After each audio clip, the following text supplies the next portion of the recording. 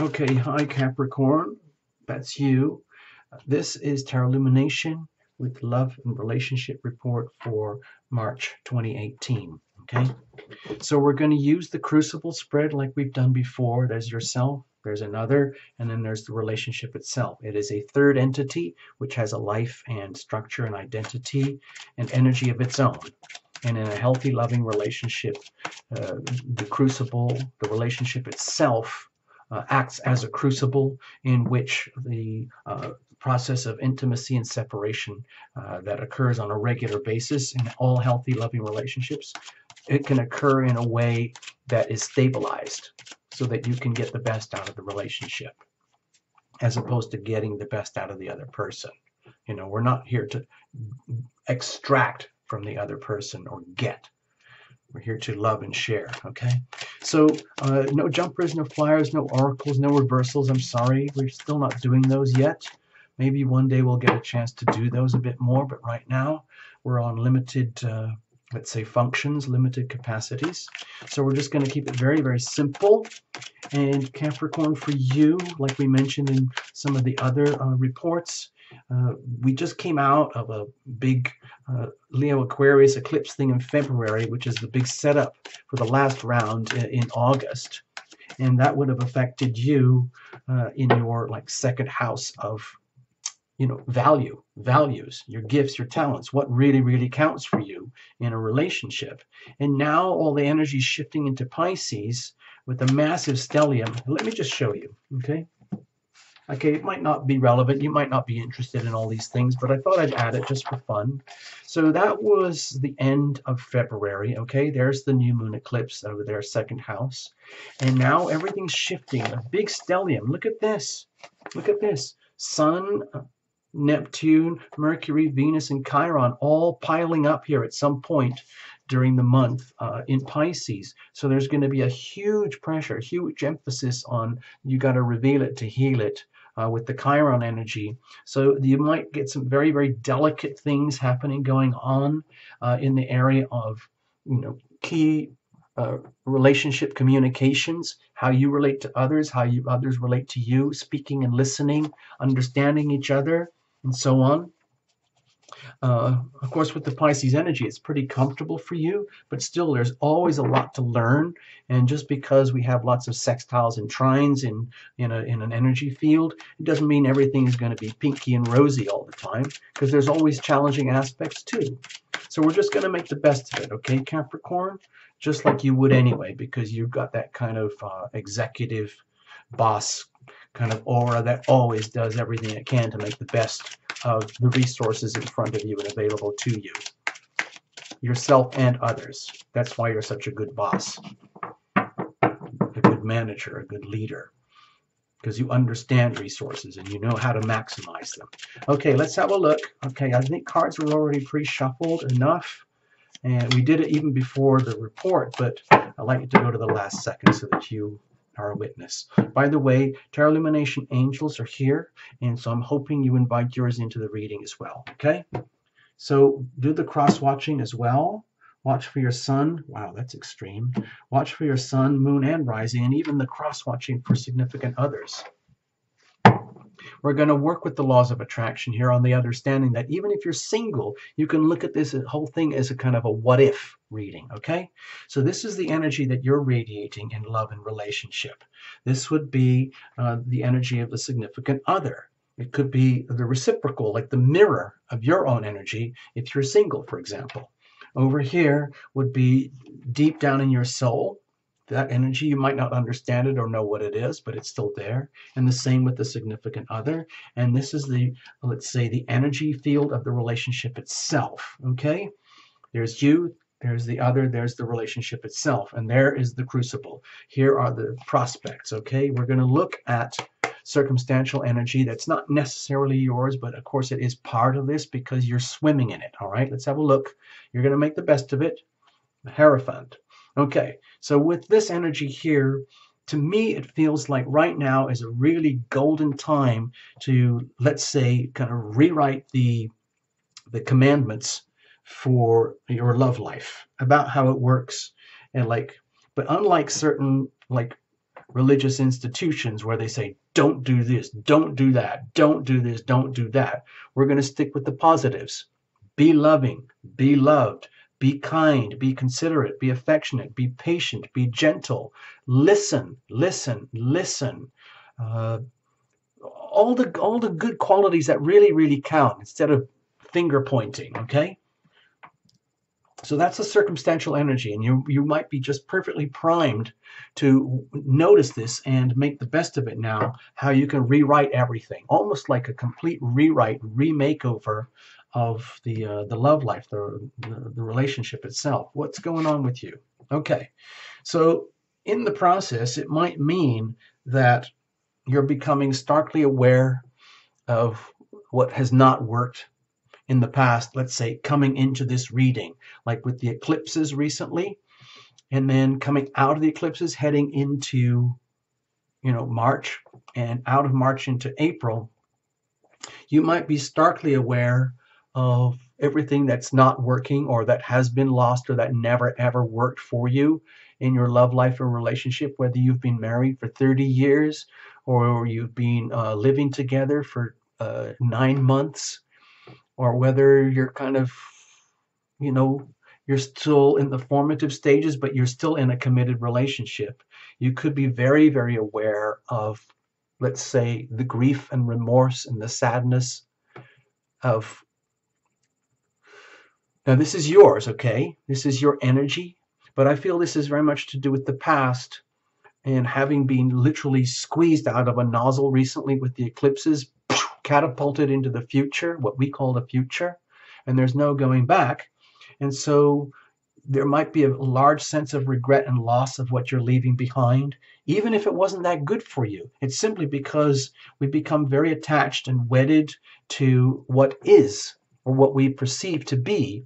And then when that's taken away, we feel like we lose our identity or the things that we love. Sometimes, like even a very conflicted, uncomfortable, sad, painful relationship or marriage, people still stay bound. I mean, if you actually had a device where you could just, in a really conflicted relationship, you could pull this person away from the other and rip them apart, there's a very good chance they would still want to go back together again because they can't function. They don't understand what it's like to be without that self, that energy. Even if it's very sad and broken, and in the past, that was the whole identity. And so the whole terror of not having the sense of identity can almost draw people back to each other because they lose the sense of mirror. Without the sense of mirror in relationship, which is probably the most valuable component of all, the most valuable gift that you can provide to another and another can provide to you, things feel very hollow and void, like a massive vacuum, and the soul cannot tolerate a vacuum. It's terrifying for the soul to live in a vacuum.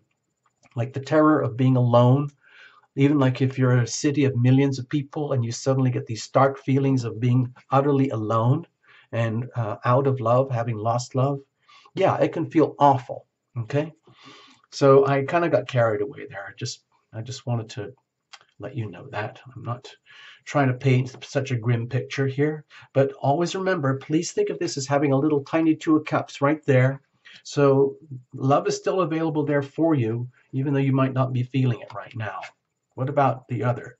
So with the Five of Swords here and a significant other, you might be in what I would think of as an ongoing conflict, and it could have been going on for some time. That's my feeling here, where we're at this reading, we're kind of taking a snapshot, click, of something that has been going on for quite a while, and it probably has still some momentum to go, and it needs to be sorted out. It needs to be fixed because it's very, very hard to live with this kind of energy on a permanent, perpetual basis. Eventually something gives away and something cracks. With the Five of Swords here, you, Capricorn, might be relating with someone who constantly feels that they have to be right and that they have to prove it, and to the point where they are willing to constantly battle and battle and battle in the context of a crucible, in the context of a loving relationship, in order for their self-esteem to feel good, in order for them to feel good about themselves. And they might not be aware that they are actually perhaps bringing a lot of pain, unnecessary pain into a relationship, because they might not have any understanding of things the way that we talk about them here on Terra Illumination. For all we know, Capricorn, you fully understand it. You totally get it. It's almost like, I know what you're talking about, man. I'm really, really sad, miserable right now. It's almost like I've lost the other. And then they're over here battling it out, trying to pretend that life is okay. And they're just battling through one battle after another, having to win each time in order to maintain their sense of what they think the relationship is. But it's almost like they've missed the point completely. It's almost like they've already lost it. The war is already lost. And whatever's happening in the relationship is triggering, is being reflected back very boldly and strongly circumstantially, like, we need to completely rewrite our vows. Thank you very much, because this is not working. It's almost like, if it started off like this one day long ago, or just recently, or a while ago, and you're at the point where you're sleeping, one of you's sleeping on the sofa, one of you's in the bed, or to the point where their love energy is completely absent and it's leaving you lost, because all they care about is winning and being right, because they can't handle, what would happen in a truly loving relationship, where you would share and you would figure these things out in the context of the relationship, as opposed to a battle between one person and another. For all we know, Capricorn, you might be relating to someone who has despite, even if it's like a really well-established marriage or something like that, they might not have ever functioned in the context of a crucible, or the understanding that the relationship is so important itself, because that's the safe zone. That's the crucible in which all the tumult can occur without blowing up the relationship itself. But it feels to me as though you've reached a breaking point here, and it's time to completely start from scratch and rewrite the vows, because you can't stay like this forever. They can't stay like this forever. It's just futile. Let's have a look deep down inside of you. Okay, well, please don't take this too personally, Capricorn, but it might be that there's a part of you which feels that you need to maintain your integrity too. It's almost like your soul is doing everything it can to fight back their own energy. And it's almost, to me, it feels, Capricorn, it's like you're having to defend yourself and protect yourself according to what you know is true, according to like universal laws, universal truths, while they're coming at you with their own subjective laws, subjective truths about what they think is right and what they think should work and how it should work. And so it's like, this is an unwinnable war. This is like a lose-lose energy here. Your soul feels that. They might not feel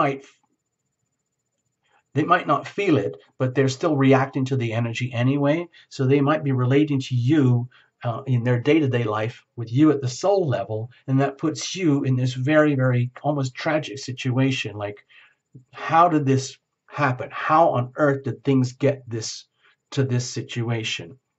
And it's futile. It's very, very frustrating, because it's almost like you're constantly having to defend yourself for things that are nothing to do with you. It's almost like this is an expression of all of their unresolved doo-doo and conflict that needs to be worked out with inside of themselves as an individual, as opposed to through the relationship. But they don't understand that. So they're taking it out on you in like this.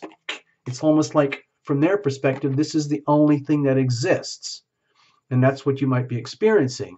And they're not aware that they have this beautiful thing called a relationship, in which you can conduct these matters without total obliteration. So let's have a look what's going on inside of them. Okay, this is, in the relationship readings, a lot of people see this as the divorce card. So there's a lot of swords here for you, Capricorn, in this reading. This is not a couple's reading. This is your reading for you, Capricorn. And this is like, let's say, incidental energy. So Capricorn, if you're relating to someone over here who is, let's say, deeply conflicted inside of themselves, to the point where they don't even know it, they could be so far gone, like it's just like that's all they know how to be. And it's almost like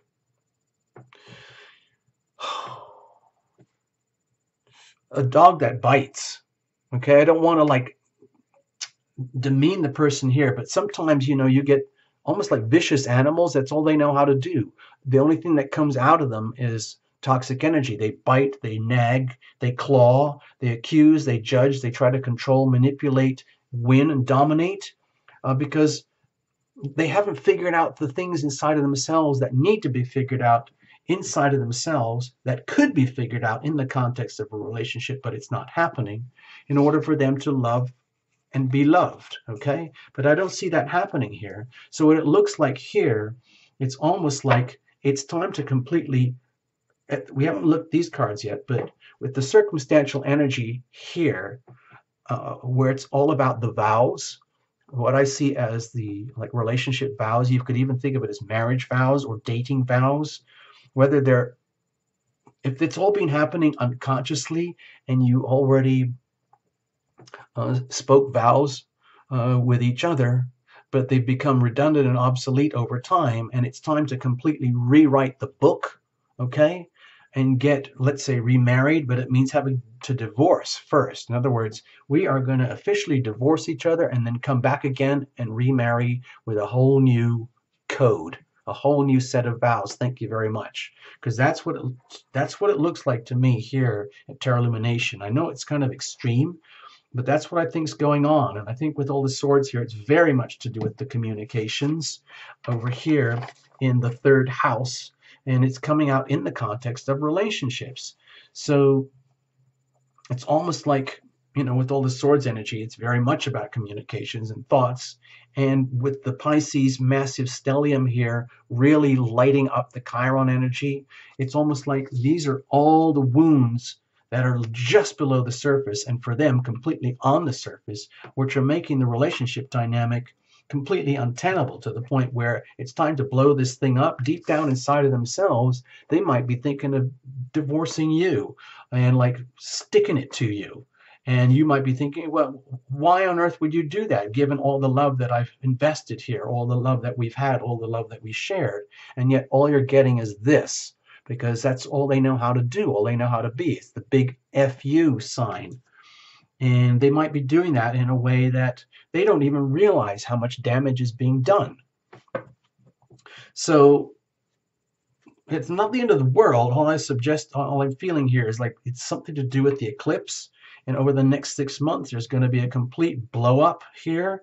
And then there's going to have to be a complete refurbishment, a complete rewriting of the code. What about the relationship itself?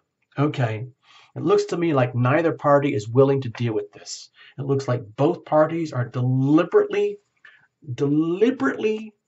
avoiding the issue because it's too much to handle. There's so much buried, deep internal conflict here that cannot be resolved or is not being resolved that neither party can handle it, so they're just ignoring it. And of course, that could also be one of the wounds that needs to be addressed and exposed. In other words, you can't keep this kind of energy buried and hidden forever. Eventually, it's going to poison the whole relationship, and which would make it fall apart. The other thing we could, include with the Two of Swords here is that both parties, you and the significant other, are deliberately choosing to decide not to decide anything right now because it's too much to handle. A lot of these things might be happening just below the surface where they are not being openly discussed in any way, shape, or form. But you really, really feel it, and they are in some ways, to me, it feels like the cause of it. I don't like to assign blame here or point fingers, but it feels to me very much like this is the energy of a person who has not done the homework on themselves, and they're taking it all out on you. Okay, and you're trying to defend yourself according to your original vows, but it's almost like the vow, it's so broken up here. What can you do? So let's look at the prospects. Okay, this to me is everything that's on the line here. It could be that what's being exposed is the ultimate in happiness, the love, the card of happy family. having that loved one, you, Capricorn, having the loved one, the home and the family. And this is very much in jeopardy right now here.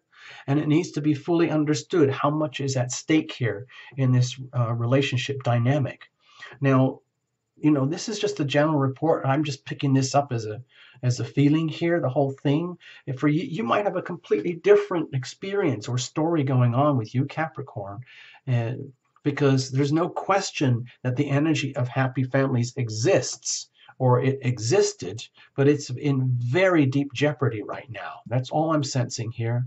And it might be that it's perfectly okay to salvage everything. It just needs like a completely, yeah, it's almost like having to completely rewrite the book in order to get back to the original happy family dynamic.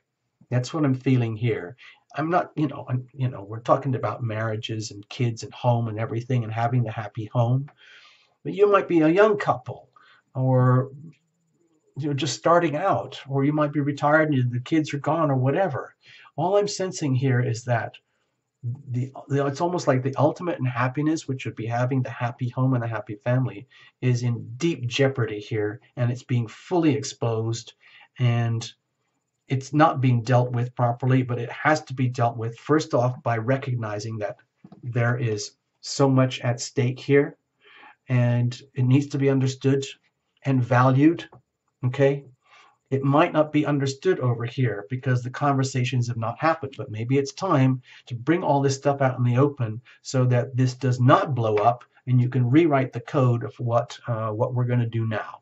What are we going to do now here, Capricorn? Okay, so let's leave it at that. I'm going to squash this up a little bit so I can fit everything in and show you everything, and then you can reinterpret however you want. Okay, all the best. I hope I didn't hurt your feelings or scare you. Okay, bye-bye.